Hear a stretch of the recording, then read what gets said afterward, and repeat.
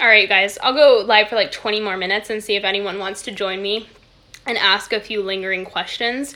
I did see someone that said my teeth are really white. What do I do? My teeth are, I just really take care of my teeth by eating like lots of fat soluble vitamins, and I just use food grade hydrogen peroxide to whiten my teeth. That's all. Just food grade. Hi, Eva. I'm so excited for our session tomorrow. Yes, so my teeth are just white because of hydrogen peroxide, and I just use the food grade one that you would find at like a health food store. Hey guys, so I'm gonna go live for like maybe 10 to 15 more minutes, okay? And just finish up answering the questions that I didn't get around to. How do we know how much carbs we can handle? So you want, that's why temperatures and pulses come in handy, because you can really see how carbohydrates affect you. Some people that have been on chronically low carb diets, even without realizing they're on low carb diets, have really forced their body to learn to burn free fatty acids. And so their body prefers free fatty acids because it's been forced to. And so you have to actually get your body back to burning glucose properly, and that can take time. And so you do need to make sure you have adequate levels of T3, adequate levels of progesterone to be able to tolerate glucose properly. That can take a lot of time, especially if you've damaged your metabolism so deeply just from like going low carb, whether that's intentionally or unintentionally for a long period of time. It could take some time to get your carbohydrates back up. So you actually want to like count how many carbs you're eating at the moment, and then you want to slowly move up and see how your temps and pulses change. But I usually get my ladies eating between at least 100 and 150 grams, and then upwards from there once their metabolism can handle more. But you don't want to do that like when your body's preferring free fatty acids. You kind of want to slowly lower stress while raising carbohydrates. Your teeth look great. Can you describe how you brush with food grade hydrogen peroxide? Yeah, like it's so simple, you guys. I really take care of my teeth, first of all. So I scrape my tongue, I coconut oil pull every morning, and then I floss and brush twice a day. The reason for that is I just think that your mouth is like the flower of your gut, and if you have crappy mouth health, you have a crappy gut. And so it's very important to take care of your teeth. And then in addition, I will just like dip my toothbrush in hydrogen peroxide. Like I just shove it in the bottle and like dip it in there and just like brush it for like a minute, and then I just leave it on, jump in the shower, and I'll rinse it off in like 3 to 5 minutes. Nothing crazy. It's not like, rocket science. You just want the hydrogen peroxide on your teeth. That's it. And I'm not really sure. I'm not a dentist, so I don't know if that's like something that's bad, but I know that Crest whitening strips and like whitening toothpaste are pretty much based with hydrogen peroxide, at least I think. I know you've talked about this before, so I'm sorry for asking again, but can you explain who should use progesterone cream and when in your cycle you're supposed to use it? Thanks. Anyone, so, it's one of those things where I think that women should just experiment with it if they have low progesterone. I think bottom line is if you have low progesterone, you could experiment with progesterone. But you need to actually get your levels tested to know if you have low progesterone. And progesterone needs to be tested 5 to 7 days after ovulation, because like I've talked about here over and over and over and over again, you only make progesterone when you ovulate, meaning that you only have progesterone from when you ovulate up until your next period or the start of your next menstrual cycle. Actual lowering levels of progesterone is what brings on your bleed.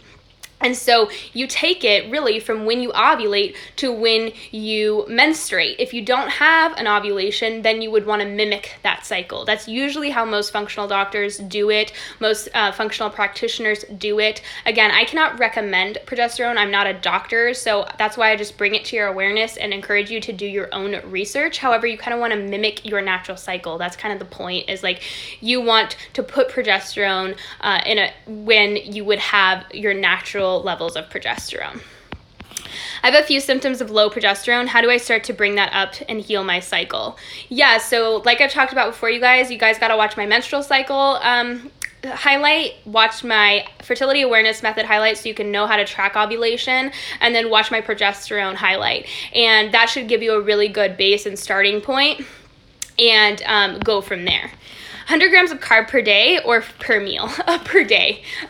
Definitely don't need 100 grams of carbs per meal, but I usually say like anywhere from 100 to 150 is usually a good like sweet spot, and then working your way up as your metabolism heals. Like, you know, if you have really good thyroid function and low stress, you tend to need more carbohydrates. Like, you know, there are some days where I consume up to like 250 grams of carbs, but I've gotten my metabolism to a point where it can handle that. I don't just like pound carbs and be like, I hope for the best, you know, because if your body's not burning fuel, it's storing fuel, and we don't want that. So we want to first get an idea, and this is going to be taught in Fully Nourished. So you want to get an idea of where your temperatures and your pulses are at. If they're low, you probably do need more carbohydrates, but as you slowly and gradually increase your carbohydrates, you need to make sure that your temperatures are rising accordingly.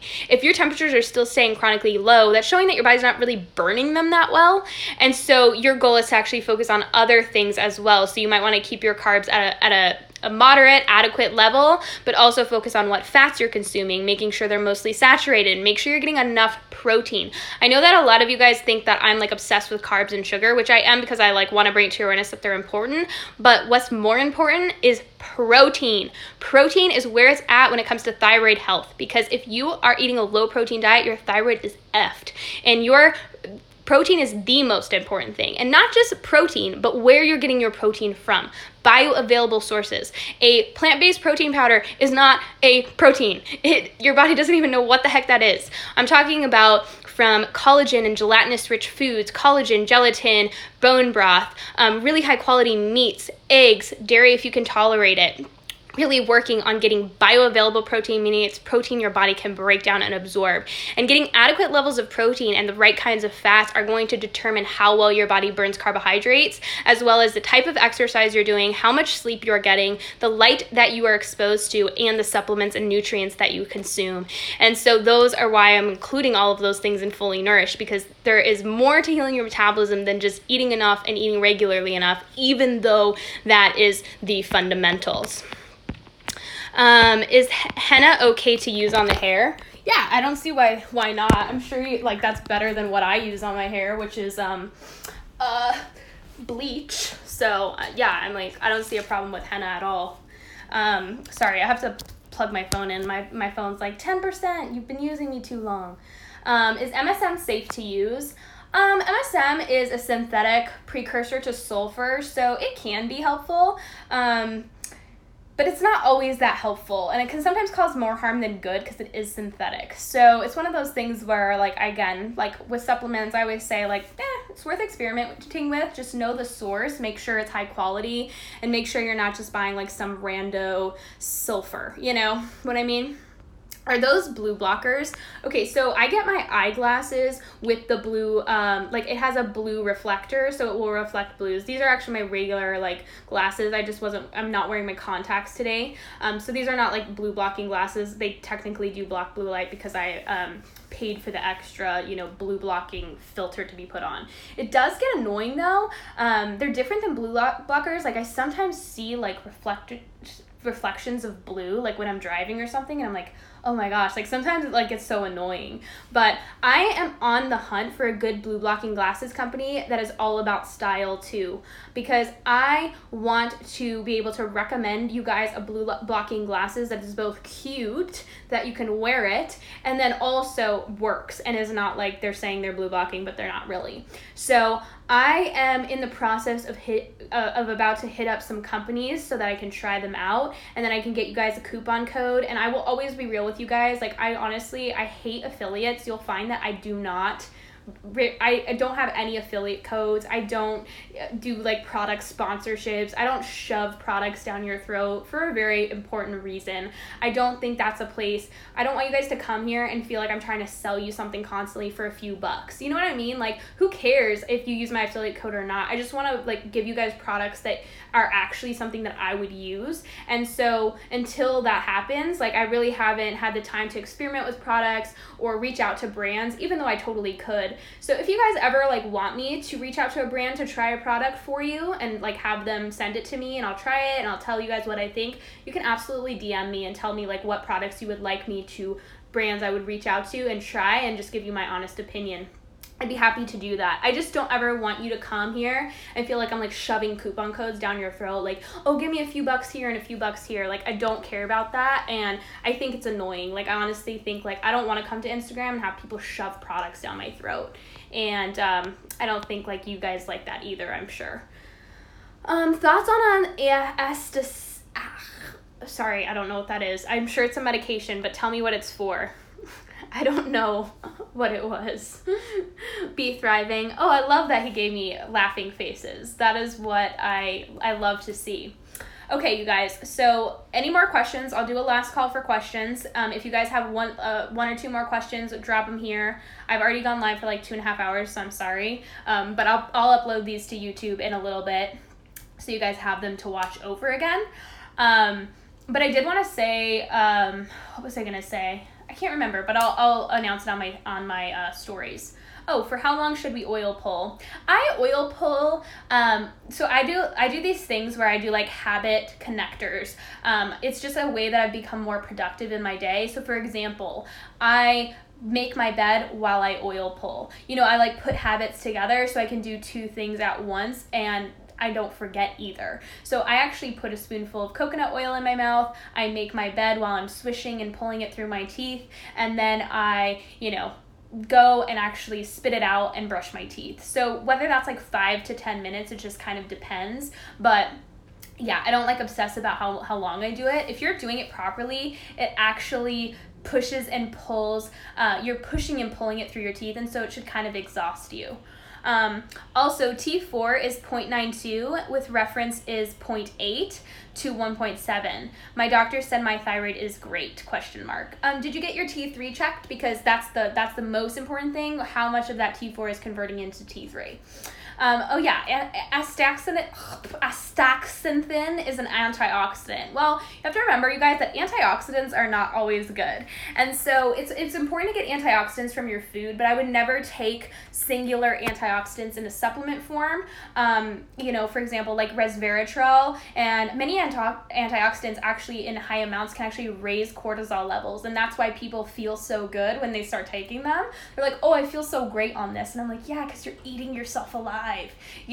So it's important to know how something's going to interact, and it's so much better to get antioxidants from your food as much as possible. Things like coffee and OJ and even some dark grape juice can be really, really beneficial. Chocolate offers you good antioxidants. Getting antioxidants from your food is where it's at, and your body knows what to do with them.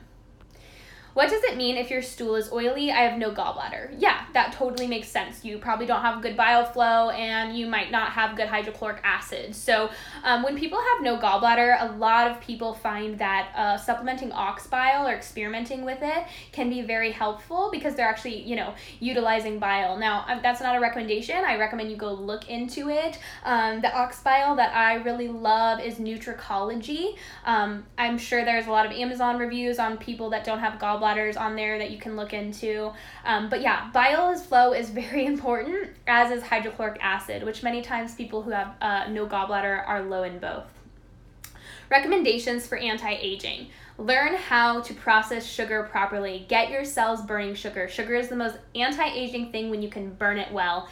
And then get your progesterone levels up. Progesterone is anti-aging. It is the youth hormone. And so if you have excelling cells, meaning your cells can burn glucose and they can burn them well, and you have high levels of progesterone, you will be youthful for a very long time. Also, be very concerned with the fats you are consuming, because remember that polyunsaturated fats go rancid and oxidize when exposed to light and heat. What happens when you go outside? Oh, you get exposed to light and heat. And so if you are consuming saturated fats that are very resilient to light and heat, and that's what your cells are actually coating themselves with, you will be youthful. And I found that, completely consuming saturated fats and staying away from polyunsaturated fats has completely changed my skin. I also used to have freckles show up all the time. Freckle, all the time, moles, freckles, and ever since I really stopped consuming tons of polyunsaturated fats, that has very much slowed down. T3 is 135 with range of 71 to 180. Thanks.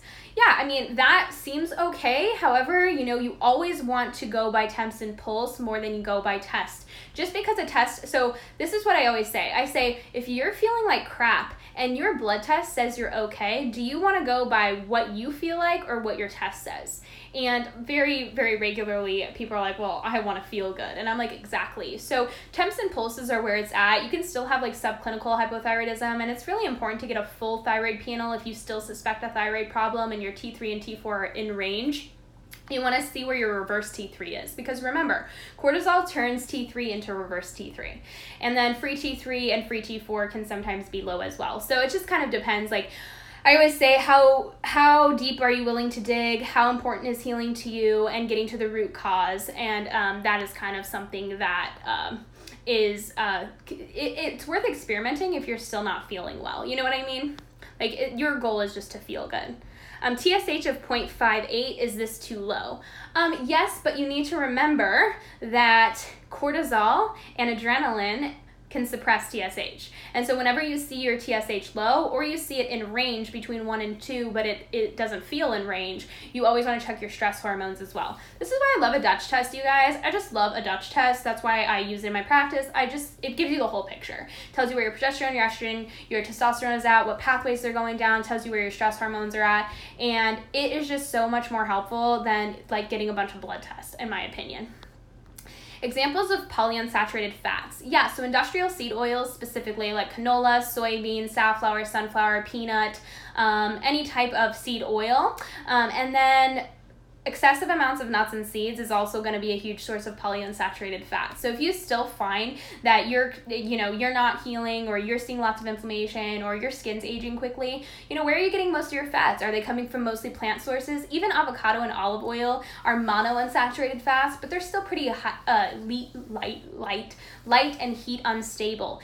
Even though, Google will say, oh, avocado oil has a smoke point of 500. I'm like, prove it to me, because biology and chemistry shows you that plant fats are unstable. Unsaturated fats are not saturated with hydrogen, and so they are not stable when exposed to light and heat. And I don't care like what that Google said. Light and heat and chemistry is what matters. And so I don't trust a plant fat to not oxidize when exposed to heat, which is why I only consume olive oil and avocado oil in small amounts, and always consume them cold and cook with saturated fats. Plus, saturated fats heal your gut like no one's business. Coconut oil, beef tallow, especially grass-fed, ghee and grass-fed butter are where it's at for both fat-soluble vitamins, gut healing, and just overall like skin health. Plus, eating coconut oil is an internal SPF, or not necessarily SPF, but like it really can help protect you from the sun. What causes keratosis pilaris? Any Rex for healing? Okay, so funny story is I have horrible KP. My KP got 1,000,000 times worse when I was on keto. And that was like over a year ago now, which is crazy to think. And of course that makes me wonder, why, right? Like, why is my KP getting so freaking bad? And so I've started to really experiment, and that's actually one of the things that caused me to look more into like glucose burning and the dangers of keto, and the dangers of eating too many polyunsaturated fats, even in the form of nuts and seeds, because I was like, obviously paleo for like 7 years, and then keto for like a whole, year and a half. Even before I went keto, I was so really low carb paleo. I was relying heavily on like nuts and seeds, avocado oil, olive oil, that kind of thing. And I had healed, like, don't get me wrong, I had felt a lot better than before, but however, like I was starting to see symptoms pop up that I'd never had before, and it was like starting to scare me, which is why I dug deeper. And KP was one thing that was getting so much worse. And so, in like all my metabolic research, limiting polyunsaturated fats, consuming vitamin E, making sure I was getting enough like grass-fed beef liver for vitamin A, I saw a huge benefit. And then I actually started to experiment with taking aspirin for inflammation and prostaglandins, and that really, really helped my KP. Like, it's almost gotten to the point where like it's a non-issue. I mean, you could see like it's still slightly there, but it's so much less red and like inflamed. And I also had it on my legs, which I could just show you. I don't think I can switch the screen, but I'll show you guys one time. It's so much better. Like, it's still not perfect, but it's getting so much better. And then I started to apply aspirin topically, and booyah, say goodbye to inflammation. So I've been experimenting with aspirin just because like there's a lot of research showing that it actually is very like preventative and very anti-inflammatory and can be very therapeutic. I'm not saying, again, you guys, like I don't recommend this. It's like I always just say like what I'm doing and let you guys know like this is kind of what's up, this is what I'm experimenting with and having good results with, and you could totally look into it yourself. But yeah, my KP has gotten so much better just by reducing inflammation and eating less like fiber. I think it has a lot to do with my gut health, and then like increasing hydrochloric acid is another thing that can really help with KP. So if you have low hydrochloric acid, stomach acid, you can have like pretty bad KP. So all those tips are really helpful. What causes eczema? Usually liver issues and like endotoxins, like your gut's just overburdened with toxins coming from bacteria and your liver's overburdened. Usually when you start to clean up the liver and really take the load off the liver, eczema very regularly improves. What's the best antibiotic for SIBO? Will rifaximin work? Yes. So rifaximin, here's the deal, you guys. So rifaximin only works in 30% of people, but I have a theory that it's because it requires bile flow to be good. Bile flow needs to happen to actually clear the small intestine and have rifaximin work, or Xifaxan. And so I do see people get better with Xifaxan. However, they need to continue with the antibiotic work with like raw carrots and well-cooked mushrooms, lots of coconut oil, the right fats, and before you go on Xifaxan, actually working on your bile flow. So like Dandy Blend, bitters, apple cider vinegar, just working on getting your bile flowing well. Because I find that the clients that choose to go on Xifaxan for SIBO, they end up seeing better results when they get bile flow moving first. And I think that's my theory why it doesn't always work for people, because when you have SIBO, your bile flow is impaired. And it just so happens that bile flow is required to really see Xifaxan do a lot of work. And so yes, Xifaxan tends to work, and it also stays very localized in the digestive tract, which is nice. It's not like a systemic antibiotic, and it's one of those things where it does need to be prescribed by a doctor, but usually doctors will be open to helping you out, especially if you have IBS. Never heard the theory polyunsaturated fats and the sun. Awesome information. Yeah, it's not a coincidence that in the 50s, our saturated fats were switched out with Crisco and canola oil, and skin cancer rates just shot up.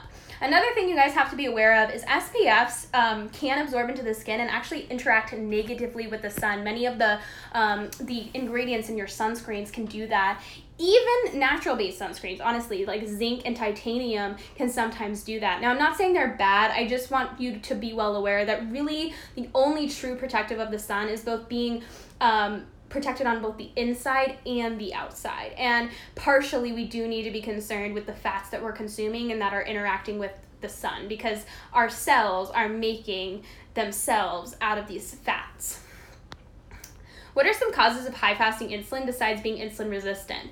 Sodium deficiency. It's actually one of the biggest ones. We have to understand that insulin rises when our body's trying to retain salt. This can happen from overhydration, when people are just chugging water thinking that it's better for them. Their cells are actually swelling and they feel bloated and heavy, but their body's having a hard time retaining minerals, specifically sodium. And insulin, it actually has to rise because one of insulin's job is to retain sodium. And so a lot of women actually see that when they get rid of their salt deficiency, just meaning they're salting food to taste, they're making sure they're getting really high quality salt in, like sea salt, they actually begin to see their insulin levels reduce. Potassium is also another one. Potassium is very, very involved in regulating insulin levels. So that is two things to be concerned with.